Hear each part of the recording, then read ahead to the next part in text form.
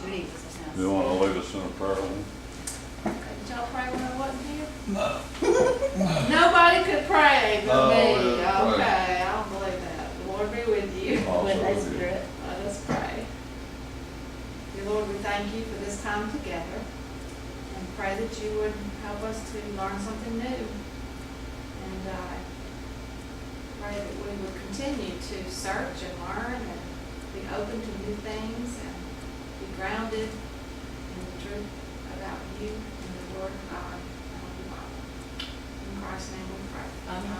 Oh. All right. Oh, first thing, I sent you your report on Monday of last week, and every day up to yesterday I got notifications that it had been denied. That Access. Gmail, who I have been requesting Embark Gmail or something, whatever it is, to receive it, and it rejected it. So, I'm sorry. well, I mean, You tried. I don't know. It seems like there might have been something go around here, and people they don't want to have. I sent one to Brenda also, and immediately got a reply that we're sorry that only people that she has listed specifically is she allowed to get email What? from. I've never heard of that. You can put limitations on who you get email from. So, Maybe you should send them to info@Trinity. well, again, that starts getting into a complexity of a network of hands holding on to everything. If anybody really wants it, then What would I have gotten? What would you have received? it Show her was the error just a message. report. Did you have a printout of the error message right there? Sorry, you're looking at something. I have a printout of the error message. Yeah, let her see that. But you were requesting another chart for me, or what? No, it was a report.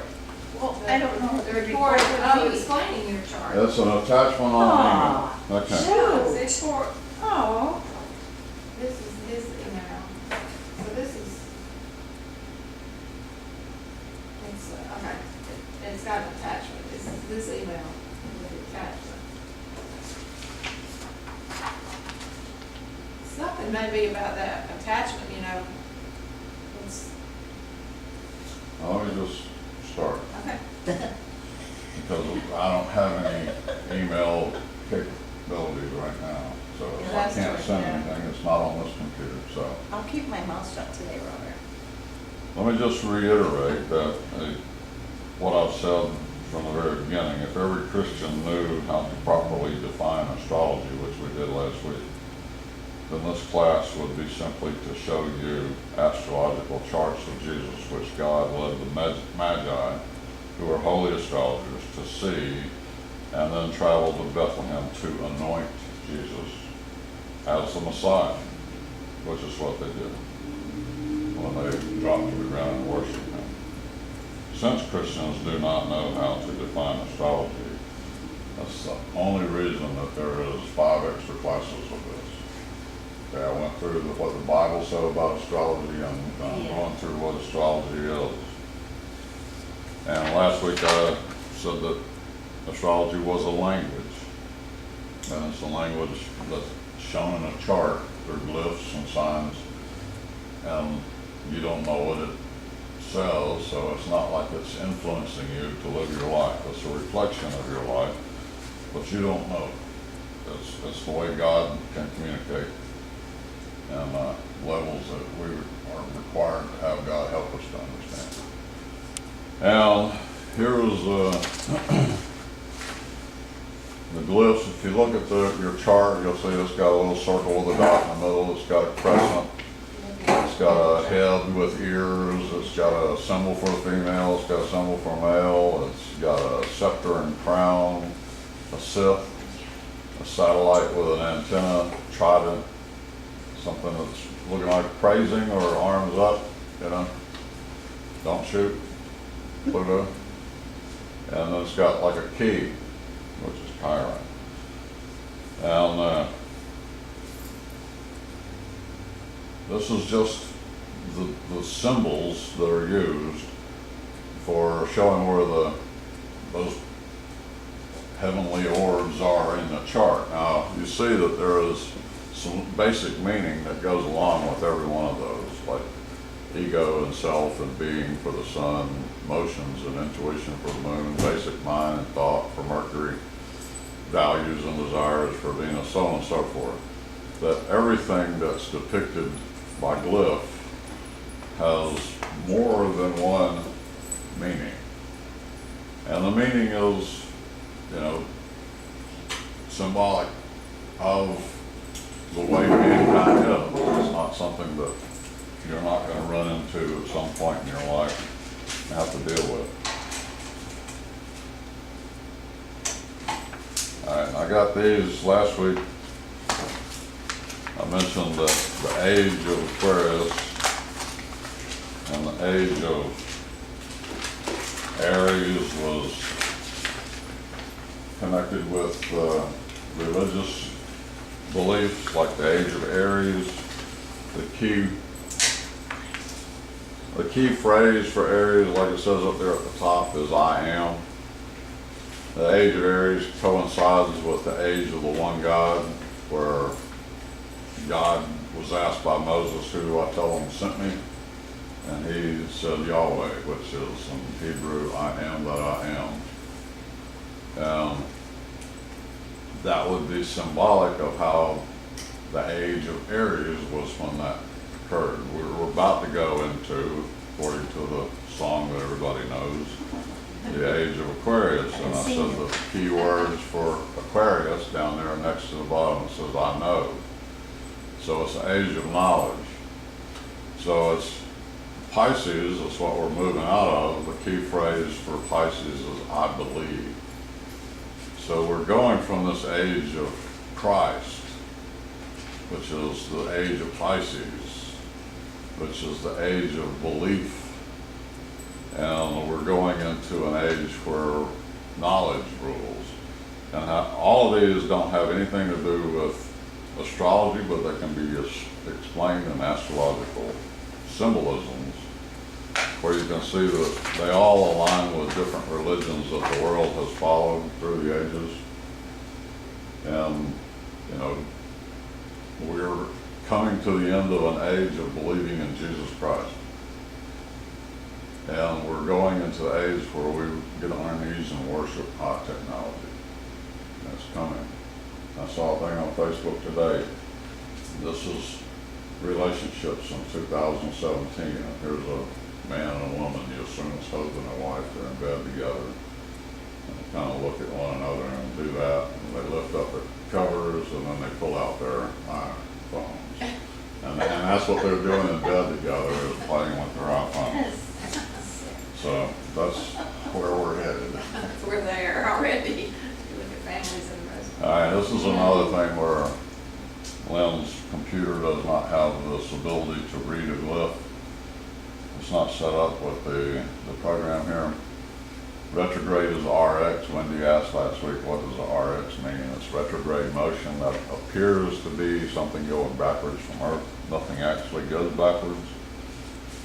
Ascendant is the AS, which is the rising sign. It's what Freud or Jung called the persona, the mask we wear to the world. It's just a point. It's an imaginary point. It's the eastern point on the horizon. There's not anything there like there would be a planet somewhere, or the sun or the moon. It's just a point on the east. That's an important point astrologically. It's an imaginary point. It has no way of influencing anything. It's just where the eastern horizon was at the time of your birth. A snapshot of the time of your birth freezes where everything is. It's kind of like musical chairs. Freeze. Where the sun is also going to be, show you where the sun was at that time of birth. Above the horizon day, below the horizon night. But this is the eastern point, and the eastern point is representative symbolically in astrology of how you wear your face to the world. And if you're born at sunrise, you'll be natural in the way you project. because your sun and your rising sign will be the same. The midheaven is the place that's directly overhead. It's the medium coli, which means sky above in Latin. And the highest point in the heavens, high overhead, is representative of the cusp of the 10th house. There are 12 houses. And the 10th house reflects your career goals and objectives. So it becomes the public spotlight and the reputation. So you can see what type of reputation you're going to develop. And the north node is another imaginary point. That's where the moon crosses the ecliptic. It crosses in 2 places every day. And because it's going around the earth. The northern node is the northern part where it crosses, and the southern node is the southern part where it crosses. All of these are symbolic, so they're notated by glyphs on the chart. And you'll see that all of these have opposite points. Like retrograde, the opposite of retrograde is direct. There is not anything like an RX if a planet or orb is going direct, which means that it appears to be going through the zodiac without appearing to go backwards. So the opposite of retrograde is direct. The ascendant has an opposite, which is the descendant, which is the western horizon. So the western horizon is the place when you were born that was most to the west. The ascendant is the face you wear to the world. The descendant is the cusp of the 7th house, which is the face you wear with someone else. So it's a relationship chart. It's a relationship point. And the north node is kind of a karmic axis with the south node. The north node represents, and it addresses the aspect of reincarnation. That you have come back into this life with a direction that you're supposed to find. The south node represents the place where you've come from. So basically the south node represents the warm and fuzzy, and it's the hole we go and crawl into when times get tough, where we don't grow. That we know that, and we feel safe there. So we go to the south node. What the north node represents is that cold and hard and barren place, but it is the place that keeps calling you, and you keep trying to find excuses for not going there. But the north node is the place that you're supposed to find in life. And it's one of those things that doesn't happen when you're a baby in a crib. It happens over a lifetime. And the houses also have opposites, and each house has a representation of meaning. And this is the general breakdown of what each house means. But it's like how a circle is more like a spiral, that it goes from 1 to 12 and then begins again. So in that sense, it's a cycle of life is represented by the houses. So that the first house, it represents birth. It's all about me when you're a baby. It's because you must survive. It's all about you. You cry, I want my needs met. You don't care about the needs of anybody else. It's self, self, self. Then when you get to the second house, it's things. So the baby has to have toys to keep it happy. So, and the value of food, it likes food. So babies cry when they don't have things, and they want those things brought to them. And then the third house represents the education, the siblings, the relatives, the neighborhood, the travel that is in the local environment. So children are learning from their environment. And then it goes to home, which is the place that becomes a child recognizes this is where I call home. And it's not just a house that you live in, but it's the community, it's the state, it's the nation. It becomes nationalistic. I mean, it's like all of the home feelings, that this is where I call home, and everything else becomes foreign to that. That fifth house represents the house of play and creativity. This is where children have this ability to go out and just run and play and jump on the little things that you blow up with air and just have fun. And it's the people that you like to play with. Later in life, it's going to represent how you relate with children. And it could even indicate what type of children you'll have or how many. I mean, that's reflected in a chart. But then the sixth house is when the child grows to the point where it's now going to have to start to go to work. So it works at McDonald's and it finds out that, you know, life where people are telling me what to do kind of sucks. But you have to learn that life requires work. So you're growing up to that point of learning work. So the first six houses, which are all under the horizon, which is how you form your basics. It then goes to adapting to other people in the 7th through the 12th. So you get into close one-to-one relationships, you start dating, you start feeling emotions for someone, you start realizing it's not all about me, the self. See, it's the opposite of first. It's like, you're not going to have a close one-to-one relationship if it's always about you.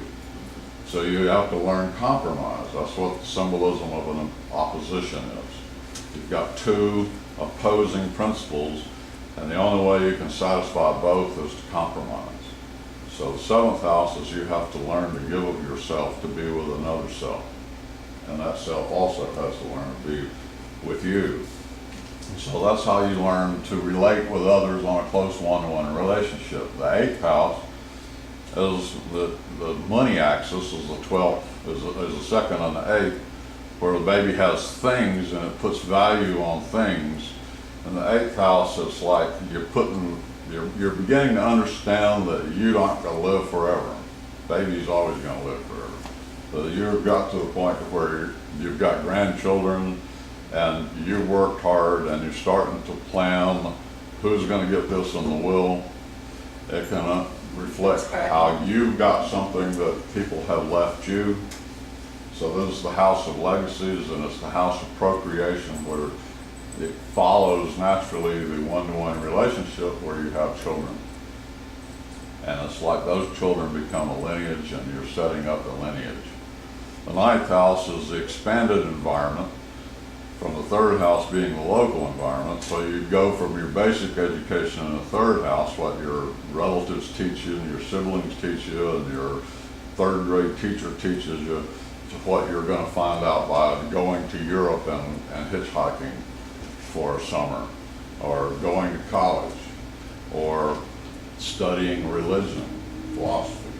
That you're learning that there's a higher mind than what you have, that you've been, blessed with as a child, that there's a higher mind, that you have to go beyond yourself and find others to help you to learn. And then that education leads you into the public spotlight and the career or reputation and a dedication to principles that you've learned and an application of those principles where people are watching you as a leader. So that again is the midheaven, is the 10th house cusp. So that's beginning into that trek into the public spotlight. The 11th house represents kind of the house of retirement, where it's like you realize that you have made it to where you've made it, not by yourself, but from having others help you.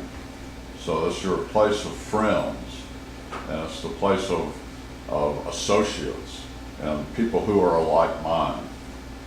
And they've helped you in life, and you've helped them in return. So in retirement, you want to enjoy your life with these others.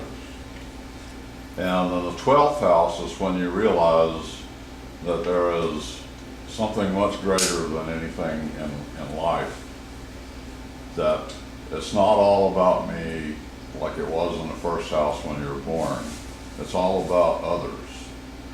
That's the area of dreams and the subconscious mind. That's the issues of faith. and it's where self-sacrifice for a higher cause is seen. So you can see how both of those are opposites. You got this work and service where you don't really want to do it, you're forced to do it to learn, and now you've got the opposite of wanting to sacrifice, wanting to put others ahead of you.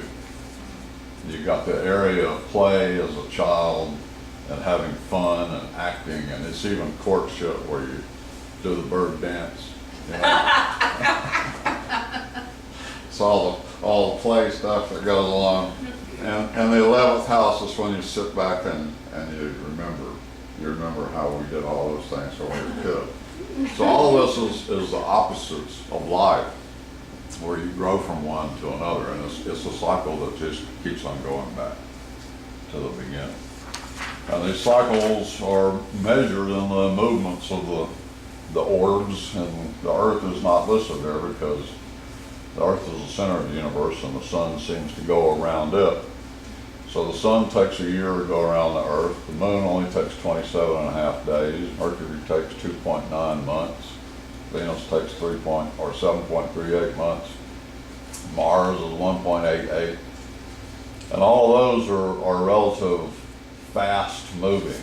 That shows how things rapidly change in life, that there's always something, as Rosanna O'Dannon's father used to say.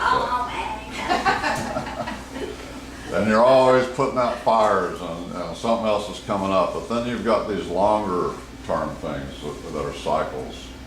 Like Jupiter is 11.86 years, Saturn is 29.45 years, Chiron is 50 years, and Chiron is a planetoid that's in between Saturn and Uranus.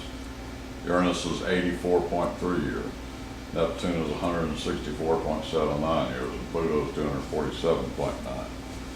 So, and some of those have strange elliptical orbits, especially Uranus and Pluto, where at times Uranus will be further away from the sun than Neptune because it has this elliptic. And one of our satellites that went, probes that went by Uranus that was taking pictures of it, we realized for the first time that Uranus axis, all the other planets, the axis is like Earth, it's north-south. Uranus is east-west, which would indicate that something serious hit Uranus and caused its rotation to roll over. So it's rolling like this while everything else is rolling like that. That was good. You did that really well. But it also has a strange elliptic orbit, which means like something not only knocked it on its side, it kind of knocked it further out, and it's taking on this new rotation. Again, Uranus was discovered in the age of revolution. So astrologers, modern astrologers, have applied symbolism to Uranus because they find these new planets that are not visible with the naked eye, and they try to attach similar meaning, symbolic meaning, to them once they find them. And Uranus was like 1754 or something that was discovered, and 1730 the Netherlands had gone through an orange revolution where they basically just gave up, we're not going to have a king and queen anymore. And then that led to 1776 where the United States broke away from England, and then 1789 France, beheaded the king and queen and started to try all the rest of them to cut their heads off too. So this age of revolution was connected to Uranus. So Uranus has a symbolism of independence and uniqueness. And it definitely, when we found out in 1980 something, it is living up to that reputation. And if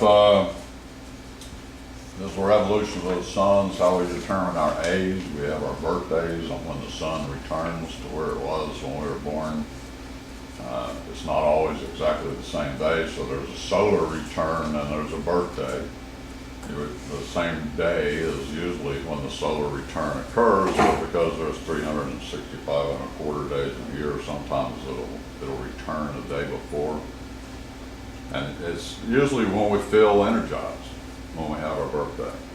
we feel special. It's like we have this burst of energy that, you know, is like I need to look at things differently. But we set benchmarks according to how many times the sun's been around in a circle, and it's kind of like the rings on a tree. When you cut a tree down and look at the rings, so you can see how many times the sun has gone around in a circle. The moon is the basic foundation for a month, such that Judaic, Islamic, Hindu, and other cultures have lunar-based calendars. So it's, you know, that's again, if you put your focus on the moon's movements, and especially in Islam, the very first sign of a crescent moon, from new moon to crescent moon, is a holy time for Muslims. But they look for that. And they, like I showed you a picture of the crescent star. The crescent star is heavily Islamic and Venus and the moon. That they revere Venus and the moon like no other religion does. So there's symbolisms in that we don't recognize, but others do. Cycle of Mars is roughly 2 years, which are the times of phases of life activities, transitions and drives, and it's just moving from project to project.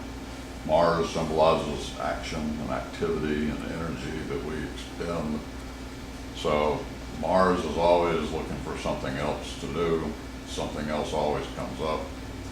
And it's either completed within 2 years or it's left behind incomplete and we're going on to something else. But you'll see that you can find 2 years maybe that'll be significant in your life, that, you know, the 2-year phases. And the cycle of Jupiter is 12 years, so it signals human growth. We reach puberty roughly when Jupiter is making its first cycle, marriage and children its second, settled career its third, highest earning power is fourth, and public service is fifth, and, you know, so on. And it's every 12 years. And the cycle of Saturn is roughly 29 years, a little more, 29.45. And it signals, you know, when you no longer can call yourself a child. They used to call it in the 70s turning 30. Never trust anybody over 30 because they're adults. What a dirty word. So, I mean, and Saturn is known as, in traditional old astrology, as the greater malefic, which means that it was father time. It was the scythe that cut down, it reaps what has been sown. And it was the harbinger of hard times. And in that sense, Saturn is also the disciplinarian and the teacher. So Saturn is closely related to the father. Because the father is always a figure that was hard and had to be hard for the family. And that the saying, this is going to hurt me more than it hurts you, that we never understood, is the father of disciplining us. But Saturn represents going to school and not studying. And Saturn is the one who hands the tests out. And then how you do on the test is a reflection of how you're going to be rewarded. And it can be the stick on the back, or it can be the pat on the back. Because it depends on what you've done to prepare for that test.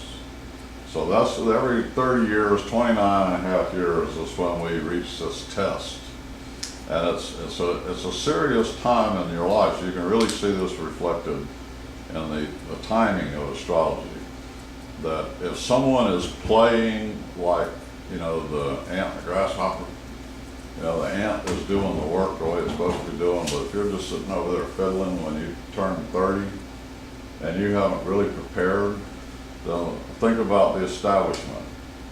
By the time you are nearing 60, you're going to be struggling. You're going to be one of those that's way behind, that hasn't been able to make the payments, that hasn't been responsible because you fiddled when you were supposed to be working. And then again, there's another cycle that puts you in the senior citizen when you're closing in on 90 years. Now, you'll notice that because of these cycles, especially Wait, the Go outer, back, because that would be 60. 60 is No, am I behind? establishment. Adult is 30. Oh, okay, I was off. Establishment is 60 and senior citizen is 90, but you're taking away a year or so, it's 89 and Okay. I was 59. off. Or- But when you notice that they're going in these cycles, like you see that settled career 36 is a Jupiter return, and being adult at 29. So I mean, it's like soon after you be adult, you should be established and settled in your career. And if you've been fiddling, you haven't done that. So all right, you're trying to run on these treadmills to try to catch up, because they're all coming together. The older we get, the more they're coming together at the same time as a bam, bam, bam, bam. And you know, it's like, that's what it crushes people who haven't been working their life with foresight. You know, everything is like me, me, me. They're acting like a child, a little baby. And things start to crush them when they get older. They can't really, you know, no one's thinking they're cute anymore. You know, it's like you lost that a long time ago. Now grow up. That's what we tell people. And again, you can look at all of these years and the timing that's astrological, and you'll see that there is a division of psychology that studies growth in human development. And they attach years to it, where they have these benchmarks that a baby should have these skills developed by the time it's 1, and by 2, and by 3, and by 5, and by 12. And he goes into adult. It's a longitudinal study, and this is a reflection of what people do under the name of science, and they reject astrology, but astrology is saying basically the same thing. Now, the planets, luminaries, and points are found positioned, the glyphs, between the outer band and the inner ring on your chart. You will see that there's all these glyphs that show you the different points and planets. And then there's these colorful lines that connect them. So just from looking at the color, you can get an indication that here is a line of difficulty, which is a conjunction where 2 planets are together and, you know, close together. They're 90 degrees apart, or they're in opposition. The blue lines indicate an easy aspect, where trines are 120 degrees and sextiles are 60 degrees. Green indicates uncomfortable aspects, so 150 and 30, where it's kind of like you almost feel an affinity with something, but then there's always something that's strange. It's kind of like neighbors. You don't choose your neighbors. You don't choose your family. And you can have the neighbor that you want to be friendly with, you want to be neighborly with them, and it's just something always makes you uncomfortable about things that they say, you know, because you're not really the same. So that's kind of the way I see an uncomfortable aspect. It's just uncomfortable. You wish it was comfortable, but it's uncomfortable. Then there's the orange, which indicates irritating. And I had a relationship between my sun and my moon, which is semi-square, which is 45 degrees. Well, that's half of a square. A square is a red, and it's half of a square, so it's half of a difficult, which becomes irritating. I had that relationship because of sun and moon with my ego and my mother. The moon represents the mother. You look at where the moon is in your chart, and you're going to see your mother. That was the influence your mother had on you. And it was irritating for me. My mother and I we were best in relationship far apart. That we needed one another, but it was irritating the way my mother felt that she needed to mother me. And it was, I understand it all, but there was some just irritating aspects, and that's the way a semi-square and a sesquiquadrate, which is 135 degrees, can show up, and where that line is in your chart. Pink indicates pleasing aspects. pink is the quintile, 72 degrees is usually a sign, and it's very close. There's not much allowance, 71 to 73 degrees. You have something there, you can probably see some kind of talent that you have, an innate talent, like maybe musical or singing or something like that. But these are indications of what you have potentially. And if you just get a quick glance at the chart and see the color mix, if there's a lot of lines, then you have a lot of complexity in your life. If you have just a few lines, or the lines are kind of like together and pointed out, then you probably have to maintain a pretty ordered life. But you know what to expect, and you know how to deal with it when it comes up.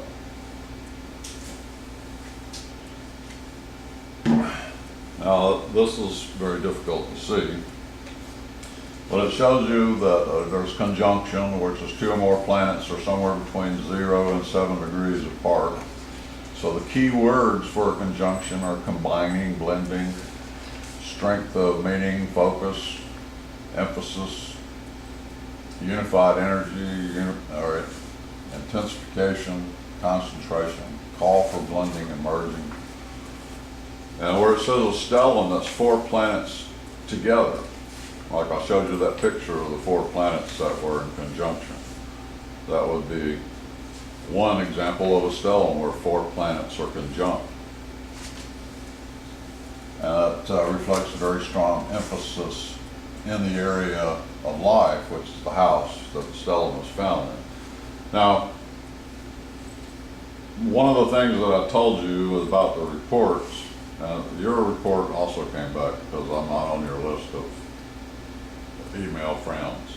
Well, I was just trying to. But, I didn't get the chart or anything, actually. I'm sorry, my email is a mess.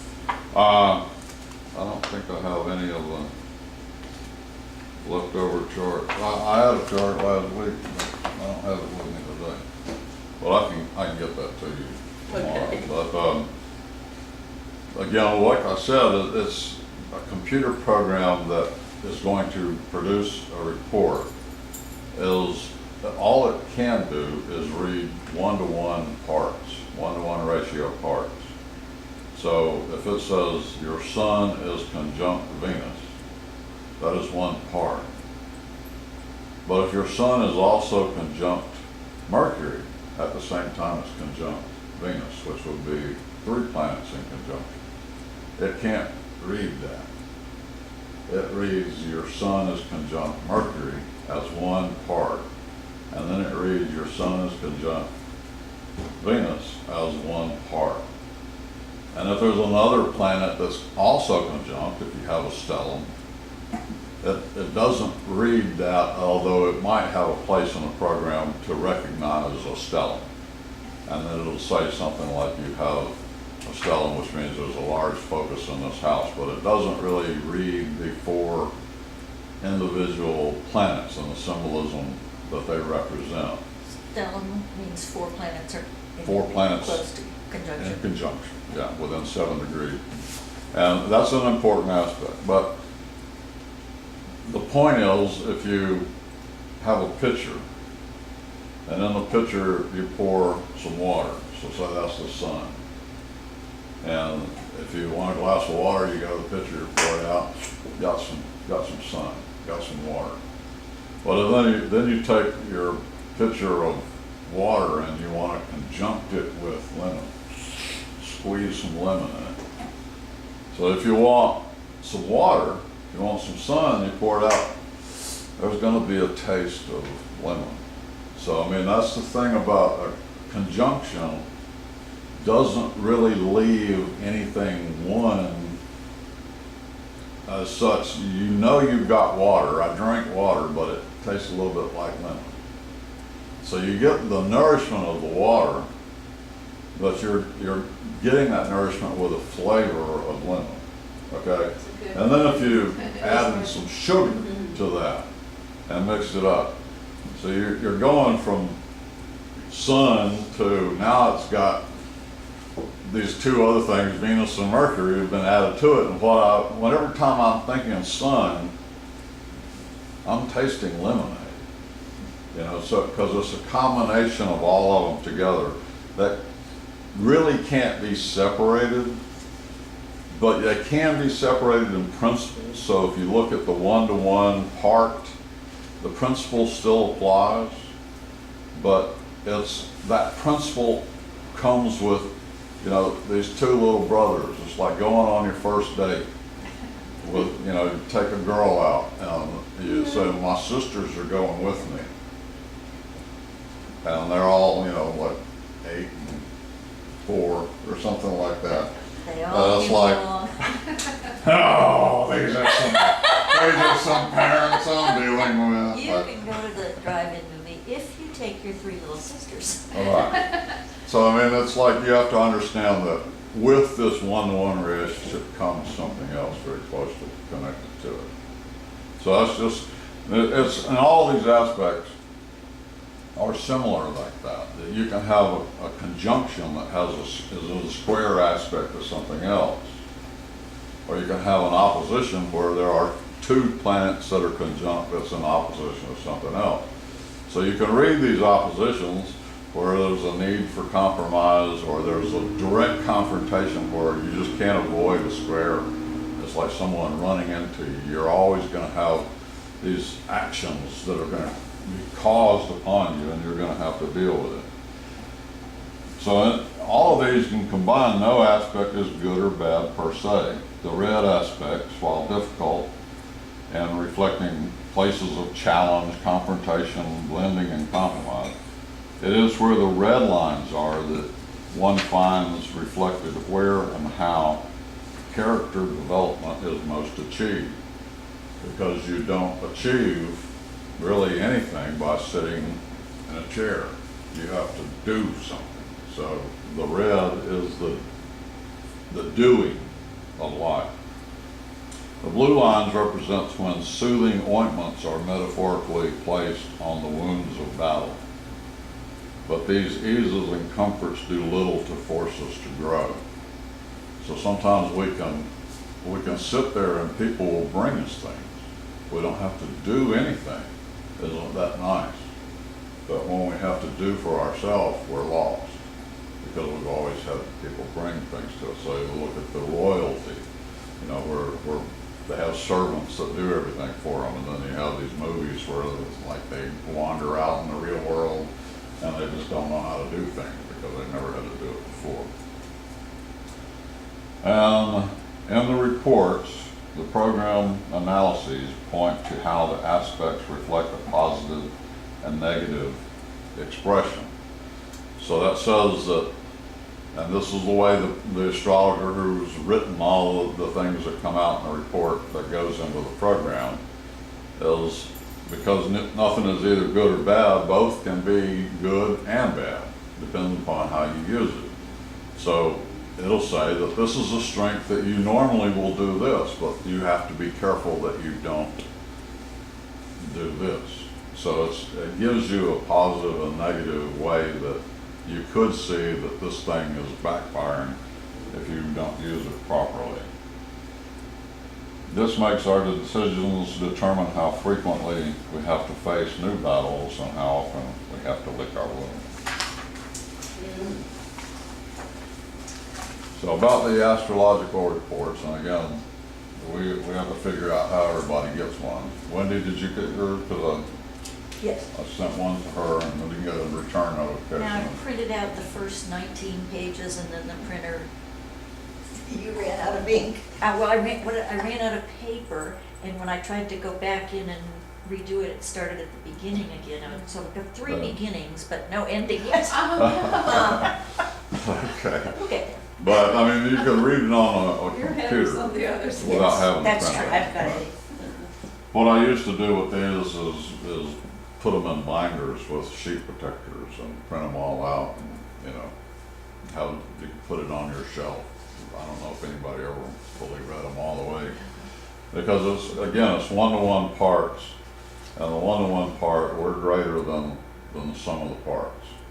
So you're reading all these one-to-one parts, and kind of like, well, I know I got a little bit of cumin in my cake, but I don't really taste it.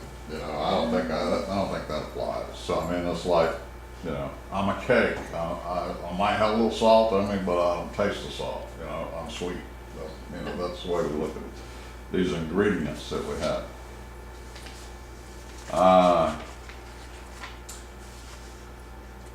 An accurate natal report will tell any adult anything.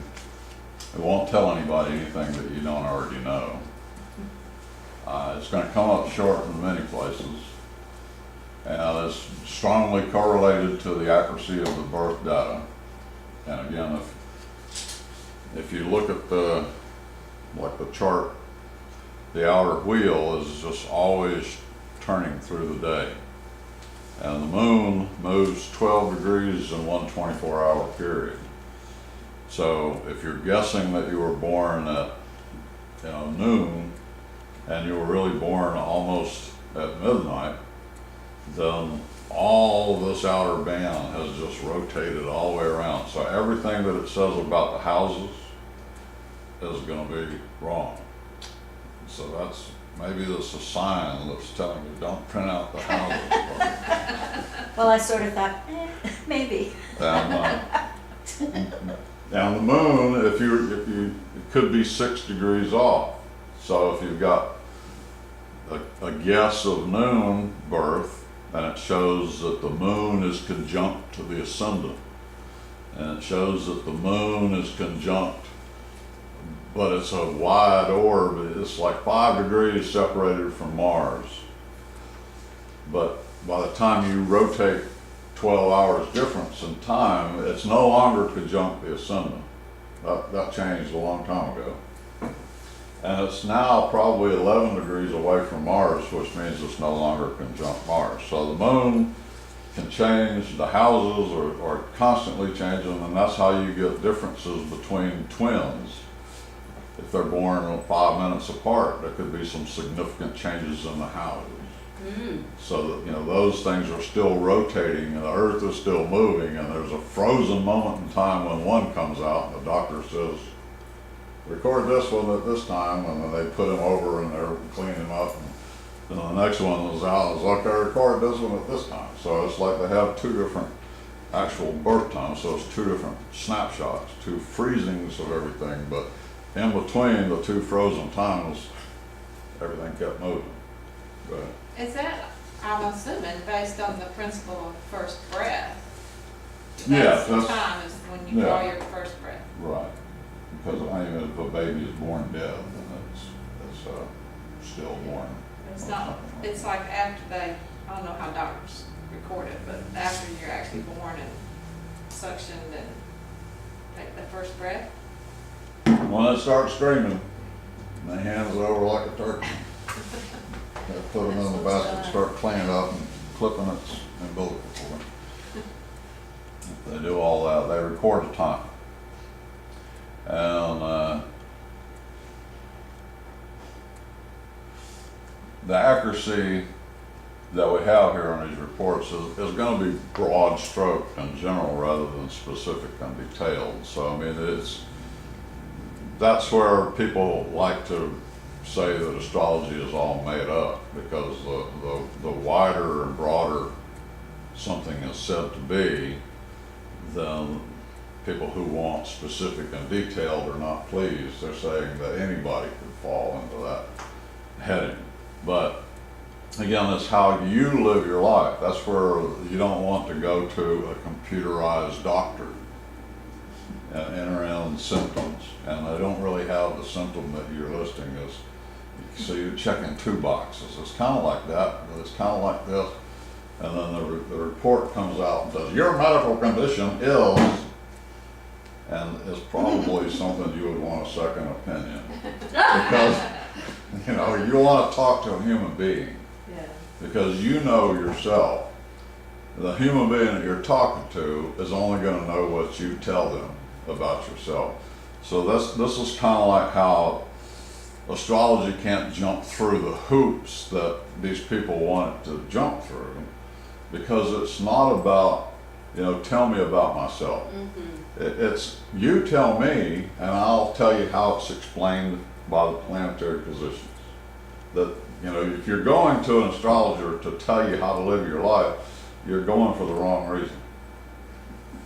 That you've been trying to live your life and you keep hitting these roadblocks, and you're wanting an outside, someone who's out of the box, looking at your situation without some direct connection to you where they're afraid to tell you what you really need to hear. You know, that you want to go to someone who is professional, and that's where you would go to an astrologer. But again, the astrologer, the first thing you should ask them is like, when was the last time you were at church? And if they go, well, we were dancing naked in the pentagram, you know, a couple of Fridays ago, it's like, walk away, walk away. You don't want someone who doesn't worship Yahweh. And you're not going to find a whole lot of those. Because there's whole lot of astrologers that are astrologers because they ran from a church, and the church forced them out from the way they didn't like what the church was saying. So they're looking for something that's going to tell them what they want to hear. Yeah. And they think astrology is telling them Wicca and, you know, all kinds of craziness. And that's not what it is. It's not what it is. Astrology is a tool. It's like, what kind of house are you going to build with a tool? Are you going to build a church? Or are you going to build, you know, some wild temple for craziness going on? You know, that's Zoroastrianism. Zoroastrianism. You know, actually, there's some people who believe that when Jesus was between 12 and 26 or so, he visited India and he visited Persia.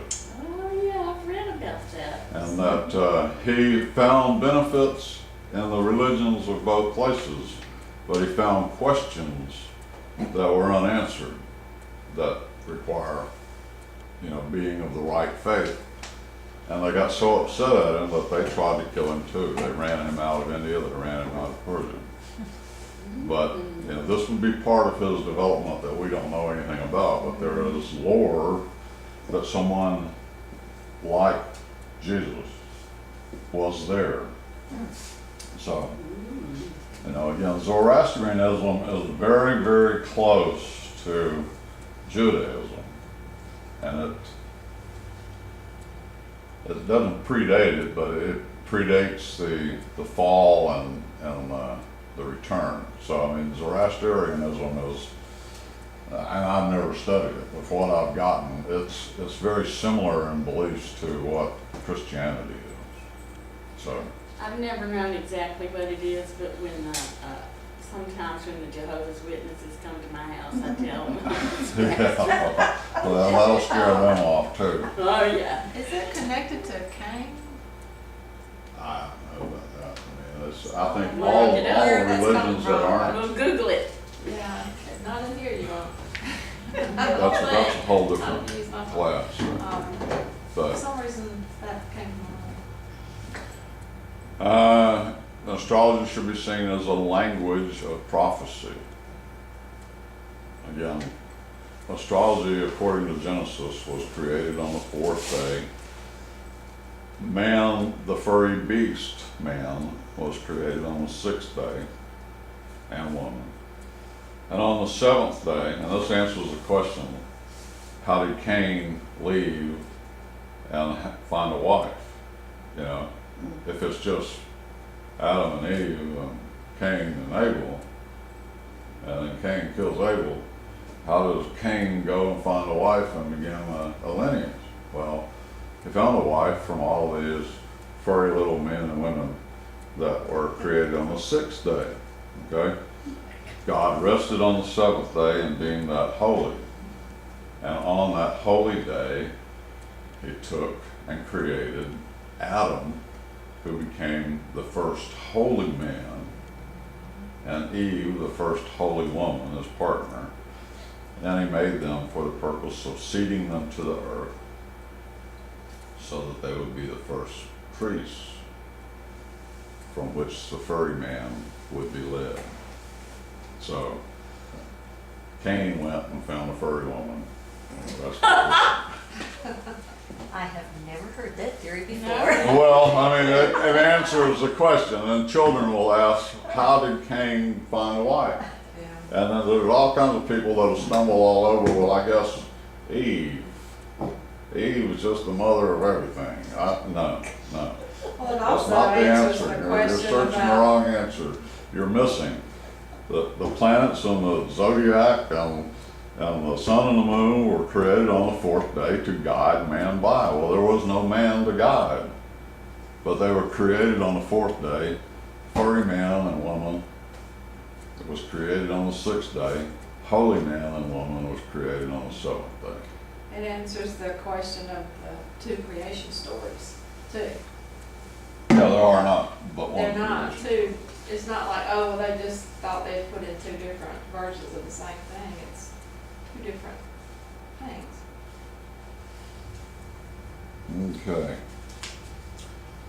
Often contradictory aspects listed in a report can be expressed in different areas of life or seen as latent characteristics that may be repressed by many strong opposite traits. It's kind of like I mentioned in the DNA.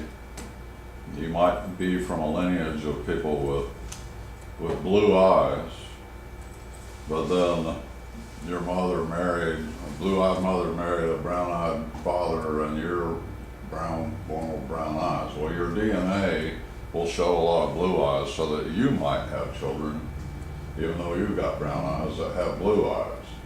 So it's like a latent characteristic that's on your DNA strand. So that's the way you see that. It might say that you just got a lot of get up and go in this one aspect, and you just go, that's not me. That's not me. And because you got a lot of other stuff that says you got no get up and go. That's me. That's me. Well, then you go camping, and then a bear appears, and you got some get up and go. It's like latent ability to get up and go just comes to the forefront. I never knew I had it in me. So it's you might have to think back, and a lot of times when you read these reports with family and friends, you'll be in denial of one of your aspects. They're one of your one-to-one relationship parts.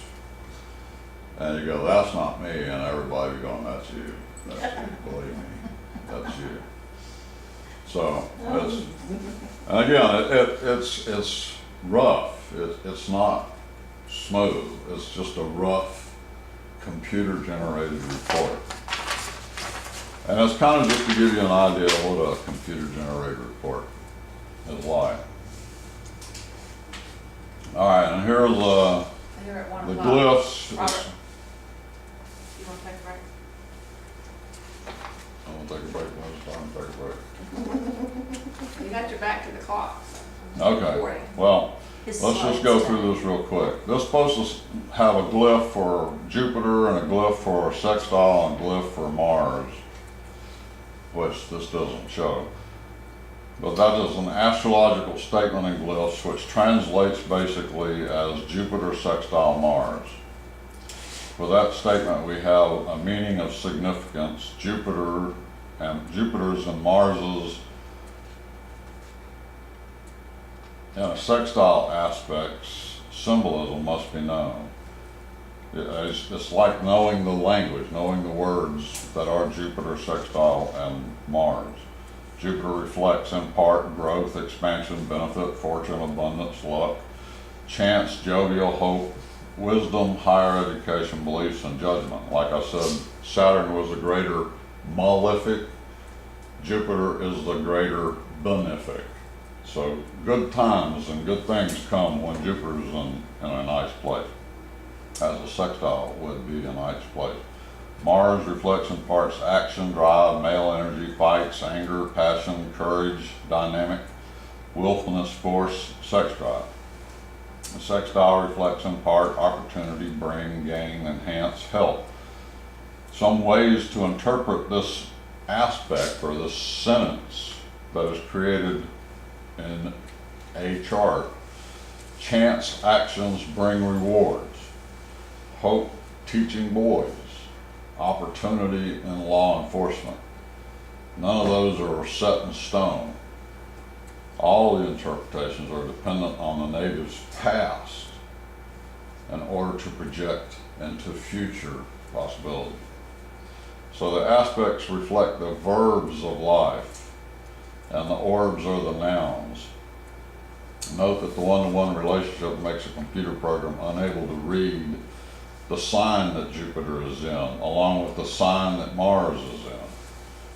Those become separate report analyses. Further, the computer program cannot read Jupiter in a sign and a house in sexual aspect to Mars in a sign and a house. This is like going to the eye doctor and finding out you're nearsighted by flipping over one lens after another. What, can you see better now? Can you see better now? Can you see better now? The optical prescription requires more detail into how nearsighted one is. That is the totality of his examination, not the generality. Still, the quality of the glasses prescribed is based on the accuracy of the one needing glasses to answer the optometrist's questions. Yes, that's clear. So you are the ultimate one who determines what the astrological prescription says you need.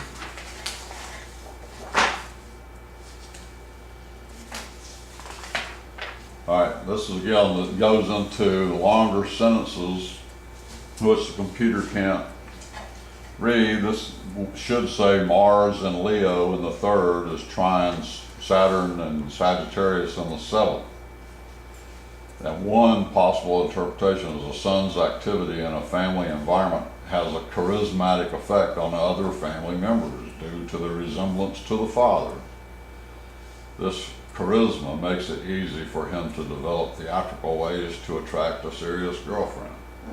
So I mean, that's just one way you could read that, because it's Mars is male and Leo is theatrics, and the third house is the family and the siblings. Trine is the easiness of the action, the verb. Saturn is the father.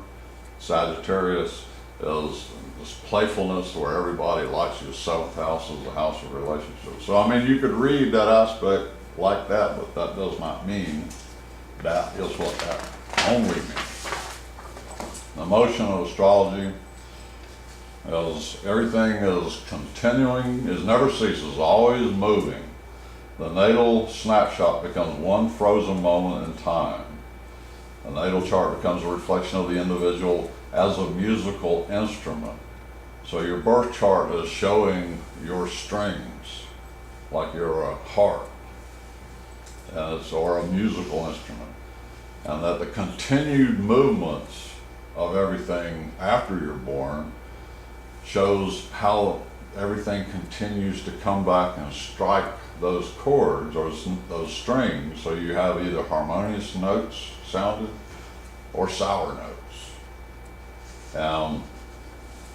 These movements are called transits in astrology, where everything is continued to move, and the ones that have the most importance, that strike the loudest notes, are the outer planets from Mars and beyond. That when those strike one of your points that your strings are set on, then it makes a louder noise. It's more important. But then there's a very esoteric way that astrology sees movements, which is called a progression, which has no basis in reality. It is like saying the sun moves 1 degree every year, and then everything else moves 1 degree, when everything else does not move that way.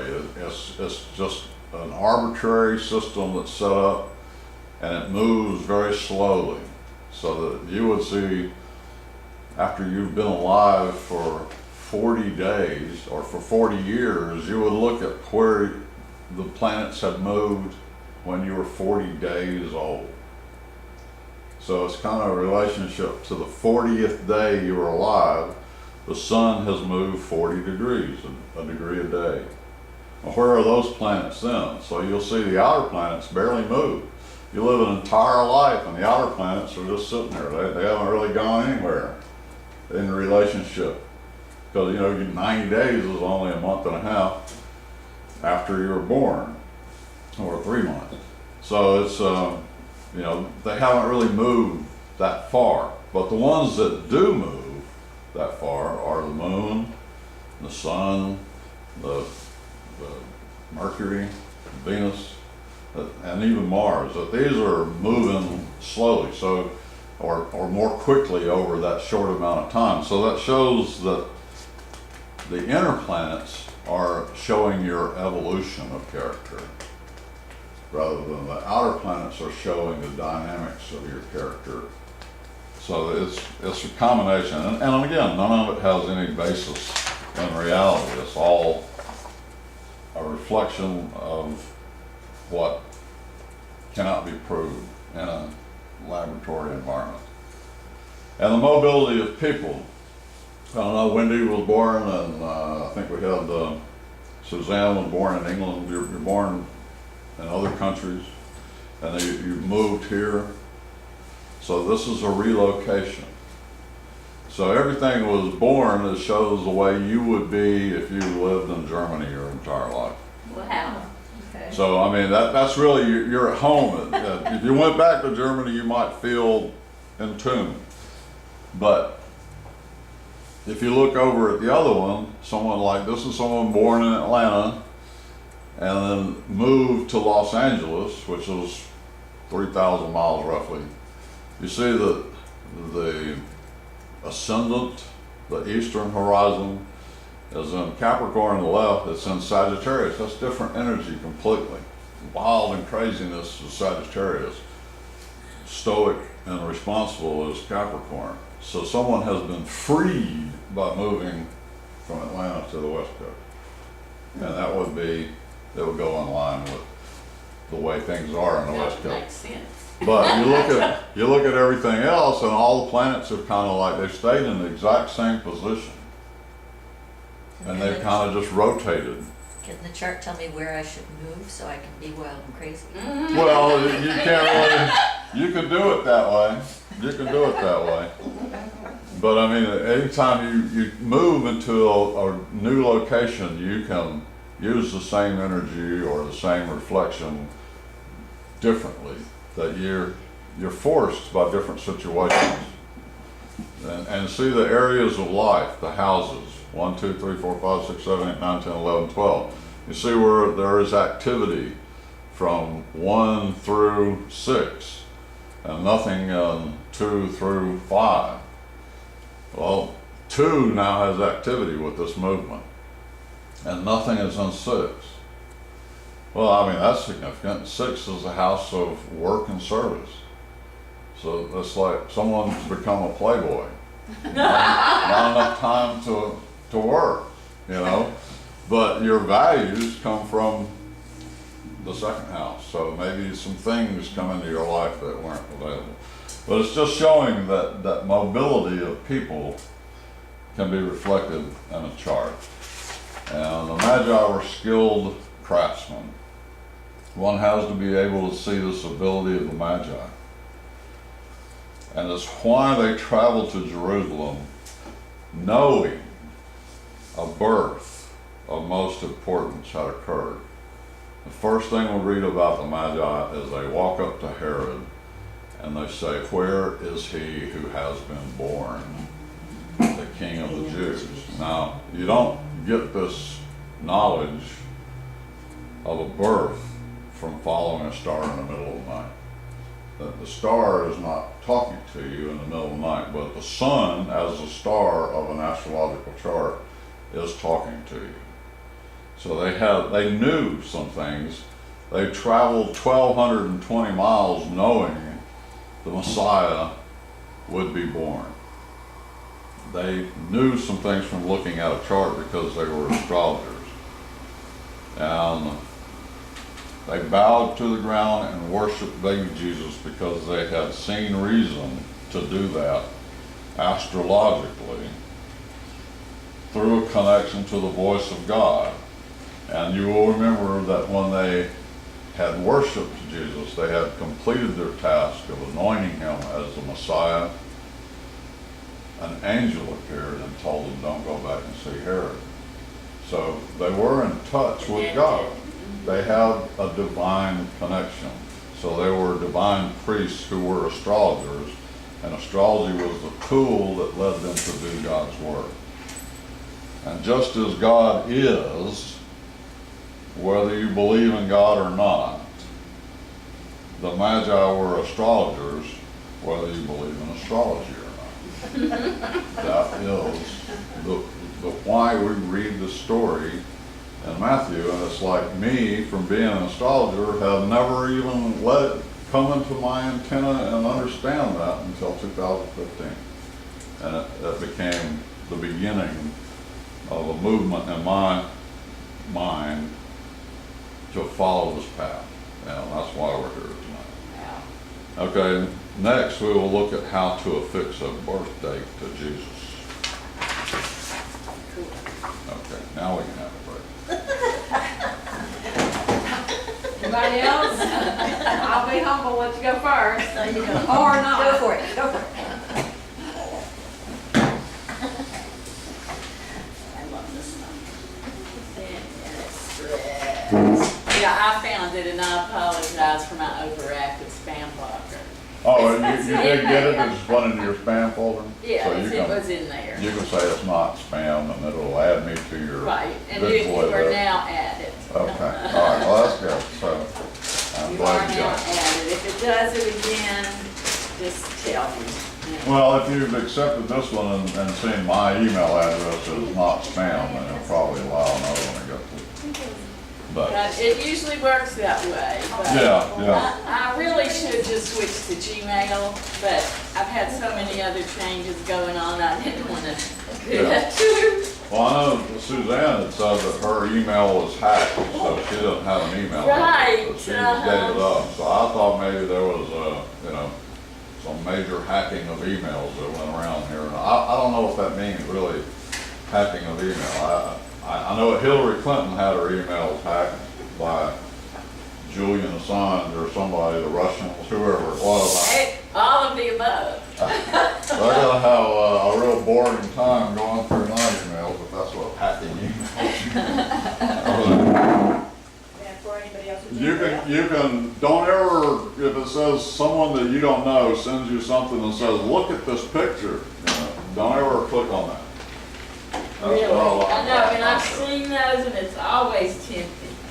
Always tempting, no matter if you know you're not supposed to. Pandora's box all over again. Don't click on that. What could be in here? What could be in here? You know, in that mythology of Pandora's box, there's two Greek heroes that have taken her to protect her from one goddess's wrath. And the two Greek heroes are Prometheus, I don't know if you've heard of that. Yes. Prometheus, and his twin brother, Epimetheus. Epimetheus, Epimetheus. never heard of him. That was his brother. Well, Prometheus is Greek for foresight. Prometheus is the one who gave man fire. Pro. And for that giving man fire, Zeus condemned him to be hung upside down from a mountain crag, where every day ravens would fly and peck his liver out. And then overnight his liver would grow back, and the next day it would repeat the same torture. Ooh. And every day Prometheus had a smile on his face because he knew he had done good. By Was giving, Prometheus Unbound? huh? What's that story? Prometheus Unbound. Well, Prometheus hung upside down on this mountain crag until Hercules just wandered by. Hercules. Hercules is the energy of Mars, who he doesn't do good or bad, he just does, and half the time it ends up being good and half the time it ends up being bad.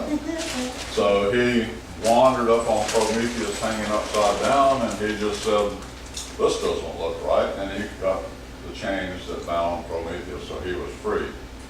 upside down and free. So he no longer had that punishment. Well, one of the goddesses didn't like Prometheus for doing that, so they sent that Pandora was going to be kidnapped. So Prometheus took Pandora into his home with Epimetheus. And Epimetheus is Greek meaning hindsight. So you have the twins of foresight and hindsight. And Prometheus said, I got to go do something. I'm leaving her in your care, Epimetheus. Remember, don't let her get into any trouble. Gotcha. Then knock on the door and it's a gift. And they're sitting there looking at the gift, and this Epimetheus has forgotten everything about what he was told to do. And Pandora is like just wanting to open that box. So he opens the box, and when Prometheus comes back after all the evils have been released upon the world as punishment for Prometheus having been freed. And Epimetheus then went, oh, I should have stopped that. That's what hindsight will do for you. It's always 20/20, Whose but volume it is didn't this? prevent anything. That's from. I have a bunch of Is this a spare? houses. Yeah. It looks to me like the houses are not. inhabited. Yeah, and a lot of I people needed are that. that I way. meant to read it. Yeah, but Well, again, since this, you first met. when we're talking about sun sign astrology, you say, I am a Libra, or I am a Cancer, whatever sign the sun was in when you were born. Thank you. If you have, and the sun is never more than 30 degrees away from Mercury, and it's never more than 45 degrees away from Venus. Monday. So a lot of people have the sun Did you get close to I've read it. another planet like Mercury or Venus. So they might be in the same sign as the sun. So the more planets you have in the sign that your sun is in, the more you feel like that sun sign astrology. But if you don't have anything other than the sun in that sign, then you might say, I really don't feel like I'm a Cancer, or I really don't feel like all the stuff I read about it, I don't really feel that. The other side is. And that's because you have all this other stuff in other signs. And then transits, when we're talking about the movements of the planets, That's about evil. everything is going to move through all of the houses and all the signs in your chart. So you become this instrument that is an instrument that has these notes that aren't played usually. The movement through those houses is going to play something so that becomes activated and, reflects an activation in those areas of focus a lot. Mine kinda. Well, it's my son. Somewhat, yeah. Can you tell? Okay, well, the sun is the Q, Tax. the orange Q, so there's your sun. I do, I get. And it's in a C, Yeah, I do. Man, a lot of stuff is going on there. Sagittarius. Uh-huh. So, see, you got 3 in Sagittarius. So you should feel like a Sagittarius. I do. Sagittarius is in the 10th house, so. You house never of read career mine flow. to me. I can't even read I that. wanted to ask him Yeah. where the sun, where the sun was, and So there's 2 other planets, whatever that, I don't even know what those are, because Looks kind of like mine. Mercury and the daughter sign, Chiron.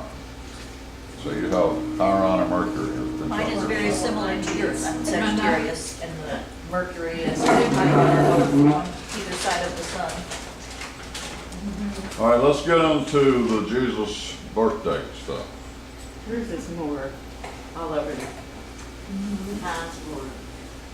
I got a strong triangle You see, there. ours don't look that far off. So that's, I think if you go and you look at that on your computer at home, it'll actually show the glyphs, because it's like having your eyes turned inside out when you try to read those letters. This I is, don't have any green. that's Excuse me. nice. I've got a lot of green. Some of the assumptions that have to be made in order to determine the birth of Jesus, you have to believe that God planned the birth of his son. This means Jesus did not have a random birth. Mary gave birth when the timing met God's plan. And that timing meant that Mary would have to be in Bethlehem.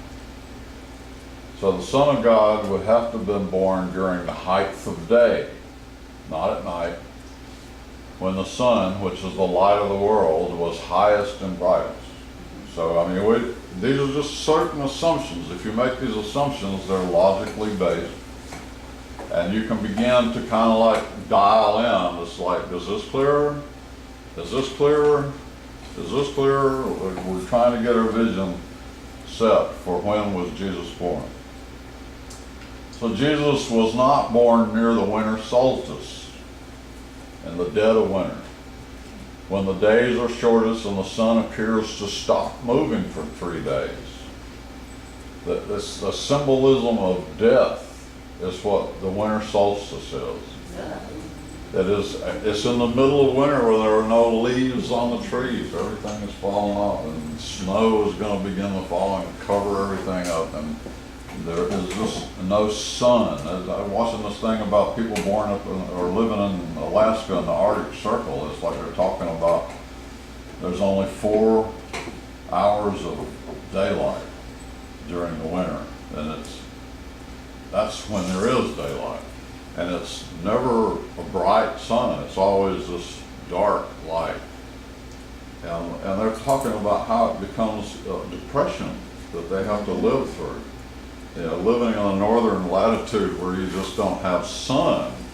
You know, things like I was in Spokane, Washington, and they said in the winter it's what caused Spokane to be the suicide capital of the United States, because it's so dreary. There's a lack of sun. It's a seasonal affective disorder.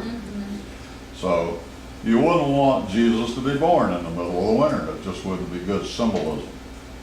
God's Son would reflect the anticipated return of Moses from the mount by the Israelites, which was after the Passover, after they'd been freed and they had been walking for 49 days or 40 days, or the 10 days, and then Moses went up on the mountain for 40 days and then came back down. So the Son of God would be holy. Thus it would be appropriate for him to be born on the day the Lord deemed holy, which is the Shabbat or the Sabbath.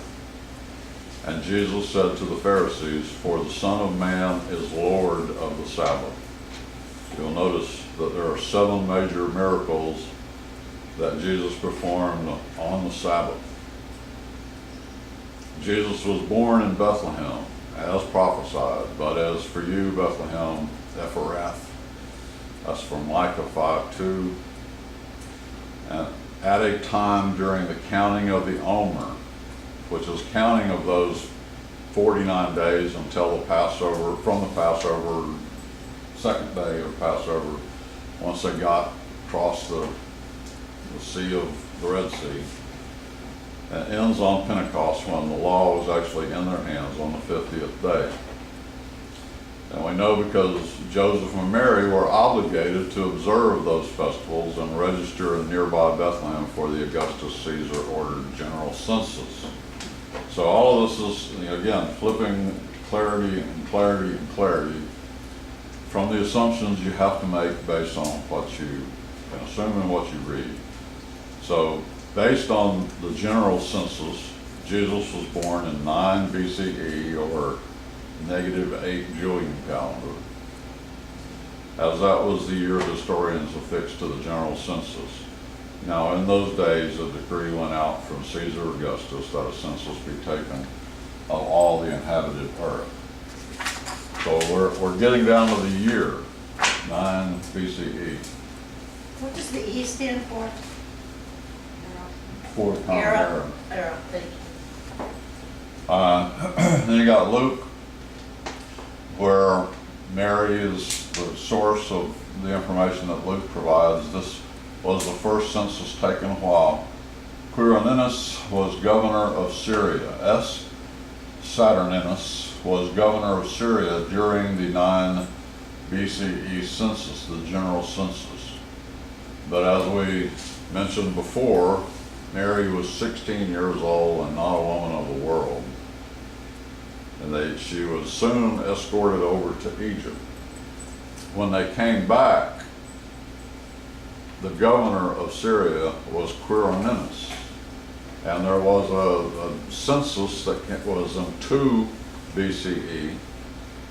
So when she came back, she was aware of the census that was when Quirinius was the governor of Syria. But what if you read the text and you read it in a way that you can kind of like make it fit history rather than make it seem like this is a falsehood where there's nothing false in the Bible. You see that what she said is a word first or before. And you can see that it means before, the census before Quirinius was the governor of Syria. So she didn't know who the governor of Syria was when it was Saturninus, but she knew that the governor of Syria was Quirinius. So she said it was the one who was the governor of Syria before, during the census. So she's timing it and saying in a 16-year-old's memory where she didn't know what the name was, that it was in the census before Quirinius was the governor of Syria. Huh? So that's 9 BCE, which was when Saturninus was the governor of Syria. It was a general census that took place. The second census, the census of the world, took place in 2 BCE, or 2 BC, when Quirinius was the governor of Syria. So it's true what she said, that Quirinius was the governor of Syria, but she's talking about a census, and it was the census before the one when he was the governor of Syria. Because in 2 BCE, Herod is dead. So he issued his testament in 4 BCE, knowing his death was approaching. So all the stuff about meeting the Magi had to have been when he was healthy, and during the census that was ordered by Augustus Caesar. And John said, the Pharisees to Jesus during the first Passover festival of his ministry, Jesus answered them, destroy this temple, and in 3 days I will raise it up. The Jews then said, it took 46 years to build this temple, and you will raise it up in 3 days. The 46th calendar year of Herod's ordered work on the second temple of Jerusalem occurred in the Hebrew year 3786, having first begun in the year 3741. It's actually 3737, and from the calculations from this sheet that I will give you to look at. This is a breakdown of the timeline of all of this. But when you get to 3786, Jesus would have turned 34 in the year 3786, Hebrew, which is 26 AD. As Jesus was born after the Passover festival before Shabbat, he would have begun his ministry technically at the age of 30. That's not, he ended his career as a minister at 33. Technically, he was ascended when he became 34. And in Luke, it says when Jesus began his ministry, Jesus himself was about 30 years of age, being, as was supposed, the son of Joseph, the son of Eli. So we've got these timings that are listed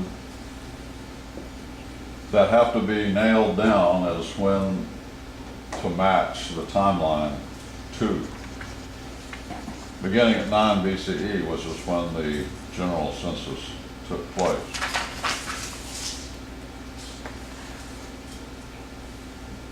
And then you've got, after his birth, it says that 8 days have passed before his circumcision. When he was circumcised, he was then named, and he was given the name that the angel had told Mary. And that's according to the Hebrew law, or the Jewish law, about the circumcision. And then it says that when the days for her, their purification of the baby in the mother's according to the law of Moses were completed, they brought him up to Jerusalem to present him to the Lord. And that's according again to the law, Exodus and Leviticus. So this is after he was born, that there would be certain times that would be important steps in the development of Jesus the Messiah. Where he was born a Levite, Levite descent, because so it's, Mary is giving the lineage, and Matthew also gives the lineage. You'll see that both of them include the fact that he was descended to Levi. So he is therefore a Levite. And the word of the Lord is, the firstborn child is mine. So Jesus was the firstborn of Mary. Wasn't the firstborn of Joseph, but he was firstborn of Mary. So there is a thing that the Jews do today where they have to pay like 8 pieces of silver because they're not a Levite. So they're not actually going to be dedicated to a life of priesthood. So they pay 8 pieces of silver in exchange for not having to serve in the temple. And that goes back to only Levites would be the temple priests because of the sins of the brothers of the 11, or the 10, that they sinned by building the golden calf. And only the Levites, the descendants of Aaron, I never knew that. did not give their gold and stuff. So the firstborn has now been rejected from everybody except for the Levites. So the Levites would be the ones. Aaron was the first high priest of the tabernacle, and only his descendants would be first high priest. So there was no paying of 7 pieces of silver in Jesus' birth because he was a Levite. He was a firstborn Levite descendant. So therefore he is a high priest. He is a temple priest. He is dedicated. So his dedication on the 40th day after his birth was in the temple of Jerusalem. And this is when the 2 people who had been in the temple, who had been told by God that they would see the Messiah, that they both saw Jesus and knew that their visions or communications had been fulfilled.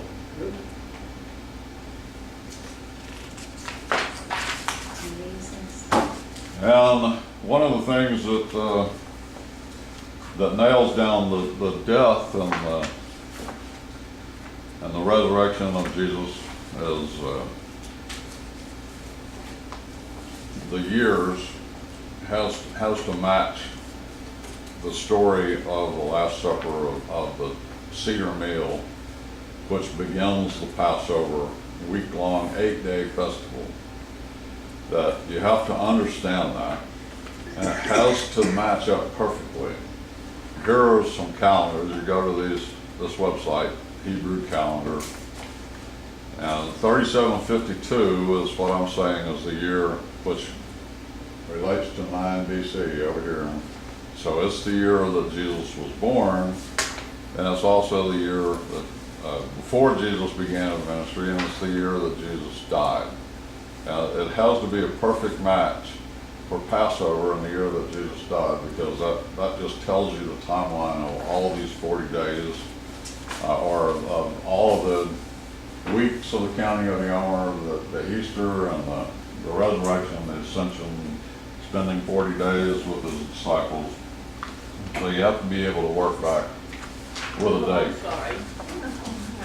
And there are places on the internet like this, calendar converter, where you just go in and you type in a date. I got it. Type in a date and it's going to show you, Thank you. it's going to show you some stuff about what day of the week that has a Roman date side by the Hebrew date, Hebrew months versus the Roman months. And Jesus ascended on the 49th day, and this is based on the story in the Bible of the 8 days of the Passover, and then him being discovered, risen on the following Sunday, which is the 8th day in the counting of the Omer. And then 49 days later, he ascended because he spent 40 days with the disciples, which goes to the 48th day, and then he went to the Mount of Olives and was ascended on the 49th day, and the next day it was a Sabbath, a Shabbat, because it says that after they watched him ascend and 2 men clothed in white came and said, "Why do you gaze at the stars?" They walked a Sabbath day distance back to the upstairs room. So you only walk a Sabbath day distance when it's the Sabbath. So that's saying that Jesus ascended on the Sabbath. Okay, and the next day was the 50th day, the day of Pentecost, which 50th is the meaning of Pentecost, 50th day, that the apostles were filled with the Holy Spirit. So, I mean, all this is like listed there. It can be worked out with the calendar, so you can start getting some specific dates.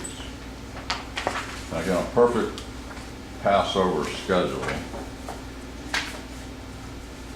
And most people don't know this, but the Seder meal is recognized on the evening of 14 Nisan, which begins the Passover 8-day period. And it's also done on the evening of the next day, the 15th Nisan. They do the Seder meal 2 days consecutively. And I know that we're not Jewish.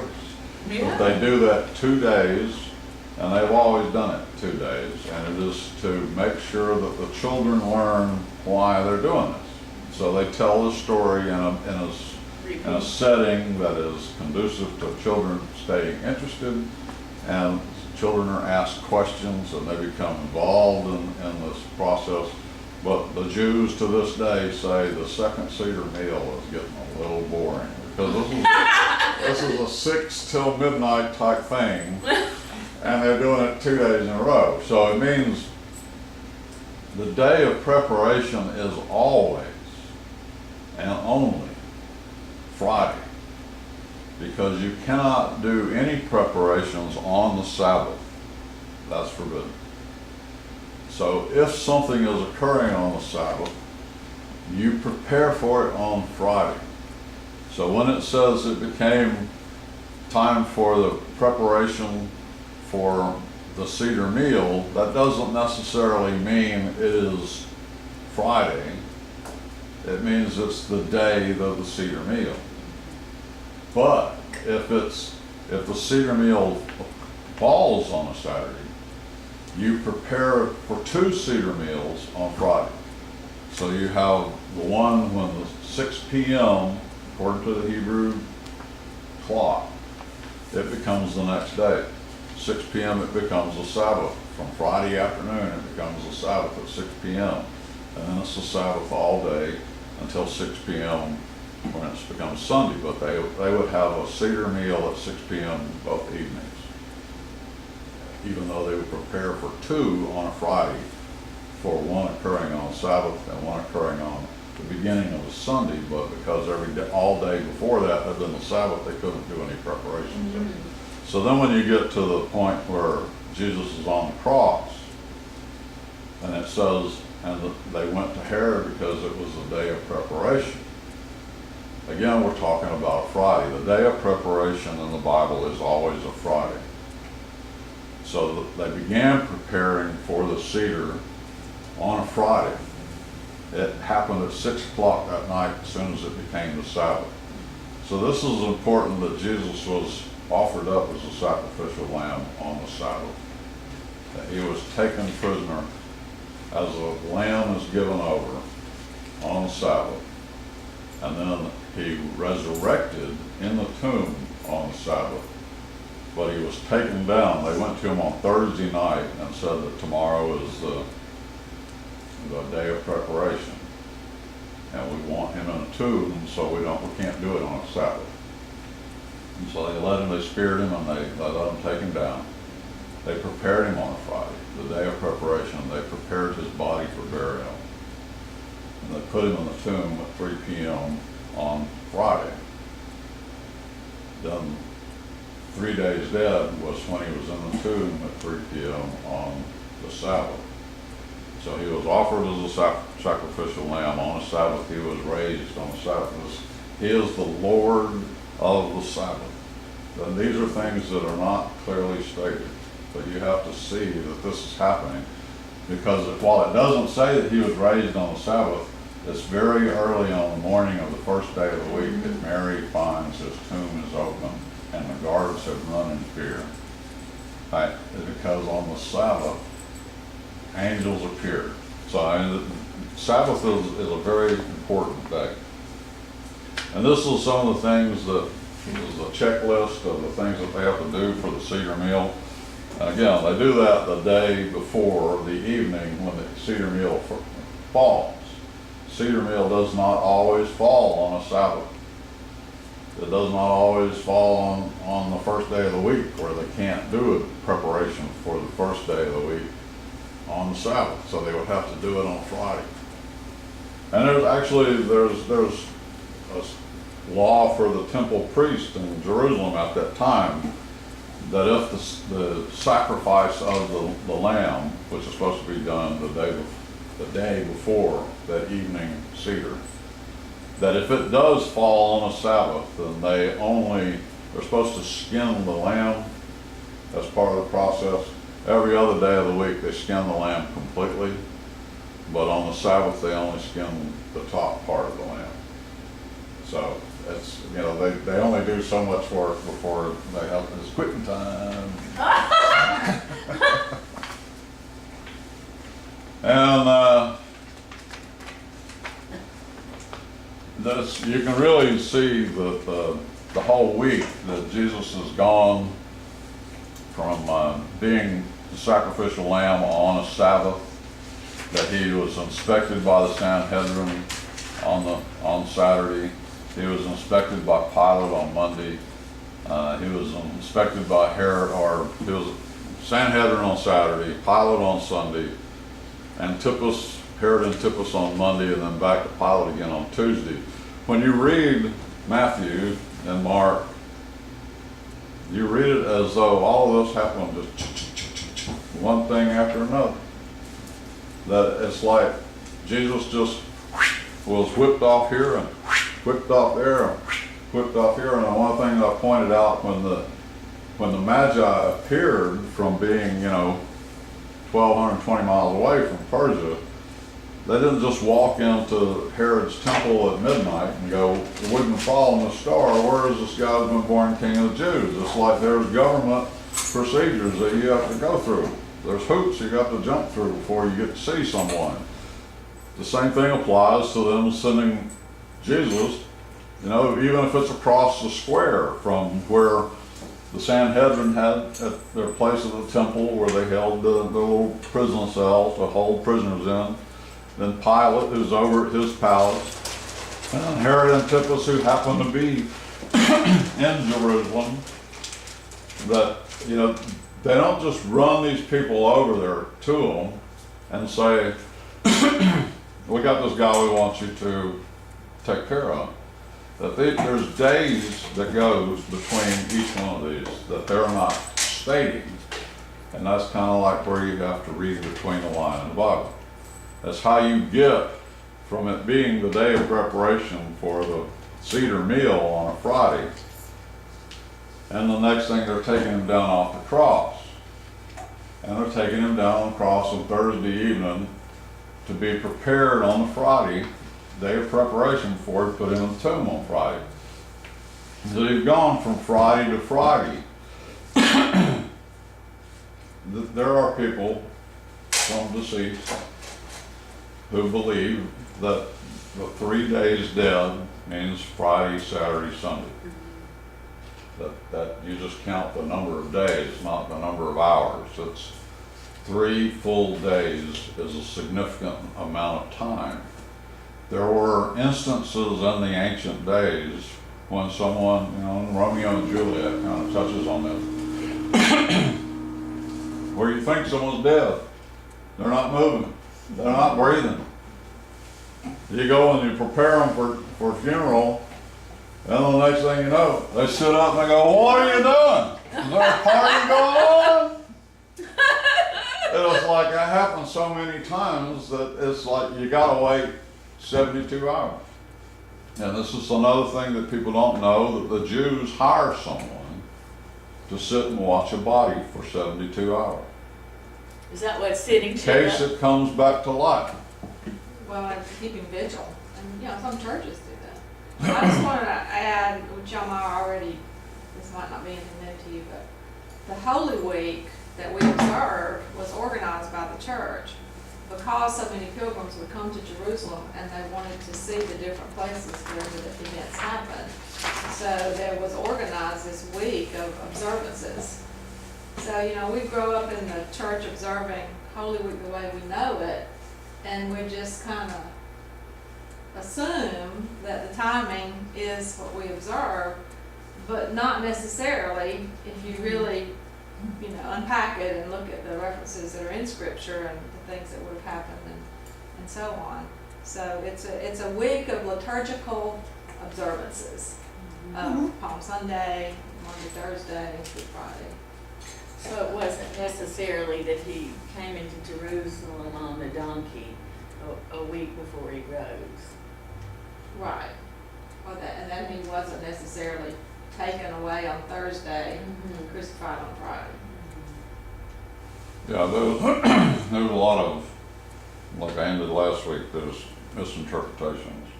So we just have to say we're not sure. Well, that you say you're not sure of the timing that's uncertain, like coming, he came into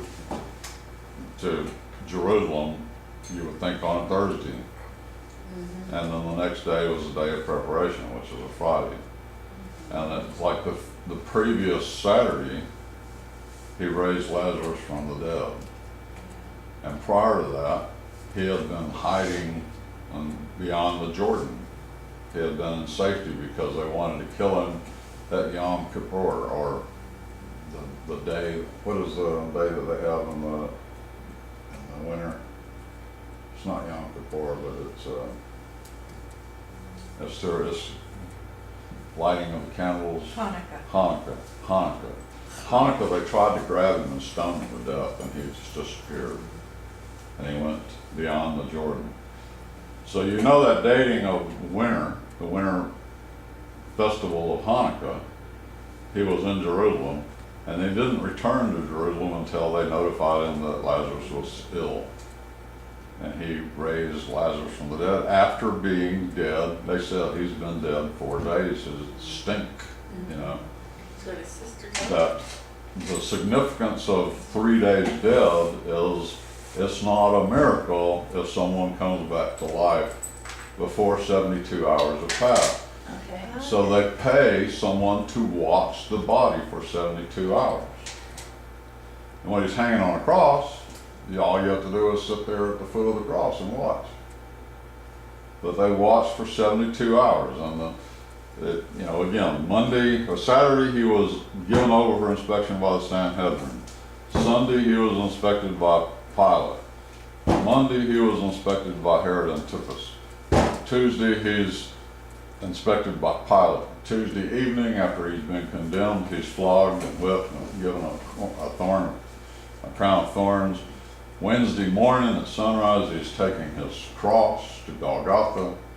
He's crucified at 9 o'clock on Wednesday morning. The sun goes dark from noon to 3, and 3 is dead. So at 3 o'clock on Wednesday, Jesus is dead. Thursday at 3 o'clock, they go and ask for him to have early removal from the cross, because they're supposed to hang there for 3 days. But because the day of preparation is Friday, they ask for special permission. So they say, go make sure he's dead. The way they would normally do that is they would break their legs. Because if you break their legs, it makes the body compress so they suffocate faster. But that's what crucifixion is a death by suffocation. But they pierced his side rather than breaking his legs, because that fulfilled prophecy. And he had no movement. He was dead. So they gave the approval. They went back to Herod and said, he's dead. So he gave the approval for them to remove him from the cross, so they took him down on Thursday. He's been dead for 24 hours at 3 p.m. on Thursday. He was prepared and put in the tomb by 3 p.m. on Friday, the day of preparation. So he's been dead for 48 hours. Then 72 hours he's been dead. He's in the tomb at 3 p.m. on the Sabbath. He is allowed to rise and the tomb opens and he leaves, and, then bright and early on Sunday morning. So I mean, it's like if you read between the lines and you understand the Passover week and all the timing that goes with that, you come down with this. Now, does it say it clearly so that someone can not question it? No, it doesn't. But if you go back and read the gospel accounts again, go back and read them again of this week. And it doesn't, and the gospel's like this throughout, where it'll just start another thing happening and it'll say, and then such and such happened. It doesn't say like immediately it happened, although in Mark it says immediately all the time. It always says immediately. But, it's like unwritten, it's unspoken. How many, whether a day had passed or whether an hour had passed. The point of the Passover, which is connected to Jesus' death, his resurrection, and his ascension, becomes important in God's way of planning. That he would have his son born on a year when the same month lineup is set up as when his death year would be. So that's the Seder was the same night both years, even though they're 34 years apart. So what it comes down to is realizing from this timing that Jesus was born on the day before Pentecost, and he ascended on his birthday, the day before Pentecost. That's a holy day because it's related to Moses and the law, and Moses and God. And so it's all of this is Makes a lot of sense. symbolism that you don't see. You can put this stuff in the light. All right, now from what I got from the awareness that I fell in on the Christmas of 2015 is I found this book that was available. It had a partial chart, which I've expanded this chart. That's Herod the Great and Jesus, Chronological, Historical, and Archaeological Evidence by Gerard Gertrude. And it's from here that you see when the general census is. It's at 9 BC. And all those little blue lines highlighted on the right, that's every year in Jesus' life when the Seder meal was on Friday evening, the beginning of that 6 p.m. beginning of Sabbath. Every one of those blue highlight lines is a year where you pull up a calendar and you can see that 14 Nisan fell on a Friday. And there's one after Jesus' death. There's one where it began on a Sabbath rather than on a Friday. On a Sabbath evening, it was actually a Monday. But from there, I've come down to this part of the timeline that is Jesus' ministry, 3783. And again, this was a Hebrew year. That was the 46th year of the temple remodifications that Herod began. And that John states that Passover that Jesus was in Jerusalem in 2:13. That's followed by the Sermon on the Mount, which is found in Matthew 5. The second Passover is found in John 5:1. And the feeding of the 5,000 follows that, which is found in Matthew 14. Then the third Passover, John is in 8:1. And that's the divorce and the rich man, the speech that is in Matthew 19. That's when Jesus did that when he was in Jerusalem. And the fourth Passover in John 13:1, where Matthew leads into that with a triumphal entrance. So there's that's the spread of time for Jesus' ministry. The 46th year of Herod's temple became a cornerstone in the 3-year ministry he served. At that time, you see that his age over there would be 31. But that 31 is based on the day before Shabbat, which is Pentecost. So it was actually 30, and Mary told Luke, and Luke writes that he was about 30. John said that it was the 46th year of the temple. So those line up perfectly. And then in 3786 is highlighted because that is one of the years of the calendar where the Seder meal began on Friday evening at 6 p.m., which was a Sabbath. That's a pretty powerful chart there. Yeah, and here's again a couple of the charts that I showed you, and this one at the top is 3752, which is 9 BCE, and the one in the bottom is 3786, which is 26 AD, and you see it's the same calendar setup. The only difference is in the Roman.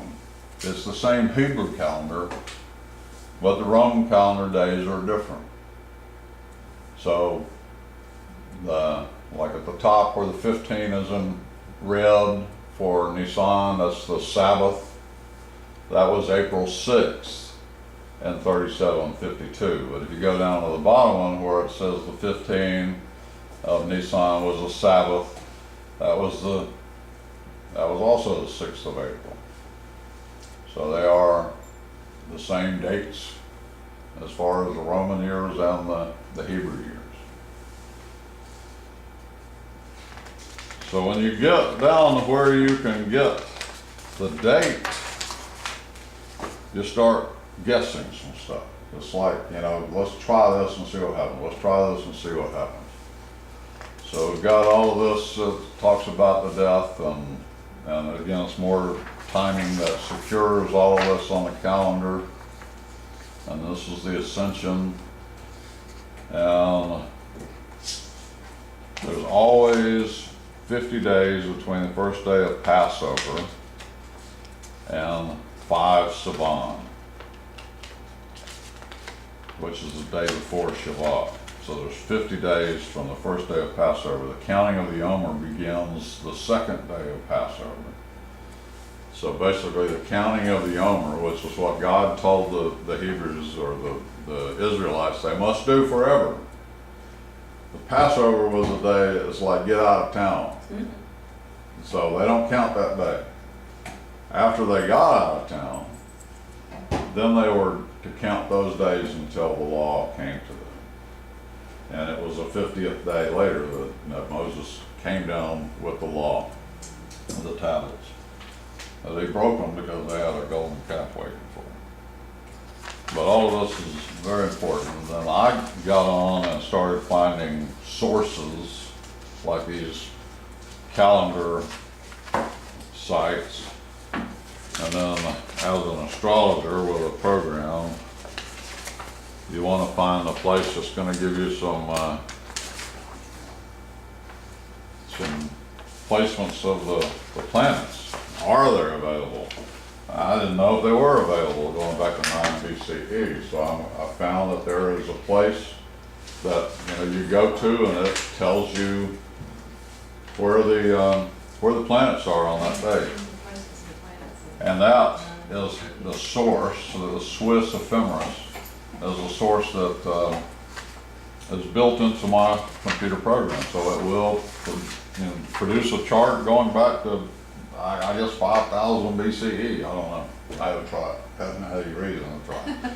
But this left calendar, which is Jewish or Denver Jewish calendars, that's no longer available. And what I found was wrong. That I went and I saw that first, and that was what I started playing with. So that's the only reason I'm showing you that. I'm looking up, trying to find where would I begin to get a chart for Jesus if he was born in 9 BCE, and that's the ephemeris over on the right from the Swiss ephemeris, which you have in the handout, which shows you, if you just go down to that line, It says May 9 BCE, which is -8 Julian calendar.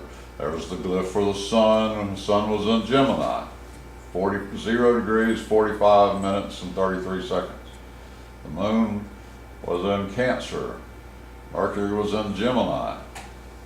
Venus was in Taurus. Mars was in Leo. Jupiter was in Capricorn. Saturn was in Aquarius. Uranus was in Aquarius. Neptune was in Libra. Pluto was in Virgo, and the North Node was in Gemini. So that's something that you have as, this is where they were at noon at 0 degrees longitude, which is a Greenwich mean time. You know, all the time zones are based on Greenwich being 0 degrees of longitude. And then it goes all the way around. You're either plus or minus in time zone. But this is based at 12 o'clock, so you then, because of knowing you're not born at Greenwich, it calculates where the planets would be at a certain time of day. So you've got the basis for a chart, and next week I will show you the chart, and I will read you the report for Jesus, or at least the report of the person born at 11:30 a.m. or 11:45 a.m. on the equivalent of May 27th, 9 BCE, which is May 25th, 8 Julian calendar. And you'll notice that coming up this Thursday, 25th of May, is recognized by the church as Ascension Day.